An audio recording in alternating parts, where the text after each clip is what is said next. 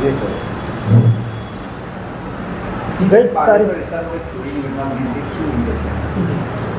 તારીખ 28/6/2026 રોજ તેરે નામ રોડ પર કૃષ્ણા જ્વેલર્સ નામની દુકાન હતી, જેમાં એક ગરફોડ થઈ હતી, જેમાં સોના ચાંદીના દાગીના તથા 20,000 રૂપિયા રોકડા ચોરી થયેલ હતા. જેની ખબર પોલીસ સ્ટેશન મળતા પાંડેસરા પોલીસ સ્ટેશને ગુનો રજીસ્ટર કરેલ અને ગુનો ડિટેક્ટ કરવા માટે પ્રયત્ન કરેલ.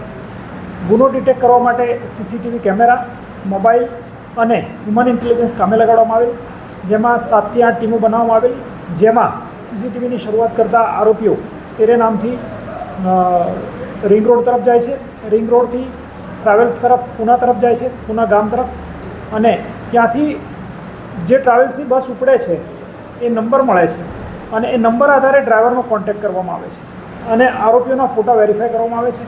ત્યારબાદ બસ ઉત્તર પ્રદેશના કાનપુર વિસ્તારની જ્યુરિડિક્શનમાં જતી રહેલી હતી, જેથી ડ્રાઈવરનો સંપર્ક કરી અને નજીકના પોલીસ સ્ટેશન પહોંચવાનું જણાવતા ત્યાં રાનિયા પોલીસ સ્ટેશન હતું, જે ડ્રાઈવરને નજીક પડતું હતું, જેથી ડ્રાઈવર સાથે કોમ્યુનિકેશન થયા મુજબ તે રાનિયા પોલીસ સ્ટેશન પહોંચેલ અને જેવા પોલીસ સ્ટેશન પહોંચેલ તેવા જ આ ચોર મુદ્દામાલ મૂકી અને ત્યાંથી ભાગી છૂટેલા, જે હાથમાંથી રવાના થઈ ગયેલા છે. પરંતુ તે ચોરીનો મુદ્દામાલ 100% રિકવર થયેલ છે અને પાંડેસરા પોલીસ દ્વારા મુદ્દામાલ રિકવર કરી આજ રોજ તેને ગુનાના કામે કબજે કરવામાં આવેલ છે અને 100% મુદ્દામાલ રિકવર કરવામાં આવેલ છે, જેમાં human intelligence, CCTV camera, mobile phone અને લોકેશનને પણ ડિટેક્શન માટે ખૂબ મદદ કરેલી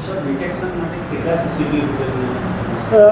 કુલ સીસીટીવી ફૂટેજ લગભગ 250થી ઉપર જેવા થાય છે અને જેમાં 8 થી 9 ટીમ હતી, જેમાં સીસીટીવી કેમેરા પણ જોવામાં આવે છે અને સીસીટીવી કેમેરાથી જ્યારે એ લોકોએ 3 થી 4 જગ્યાઓ રિપ્લેસ કરી છે, ત્યાં પણ હ્યુમન ઇન્ટેલિજન્સ દ્વારા ઇનપુટ ગેધરિંગ કરી અને મૂળ સુધી આપણે પહોંચ્યા હતા અને પાંડેસરા પોલીસે ખૂબ પ્રશંસનીય કામગીરી કરેલી છે. એ લોકો અલગ અલગ જગ્યાઓ પર ગયા છે. જી.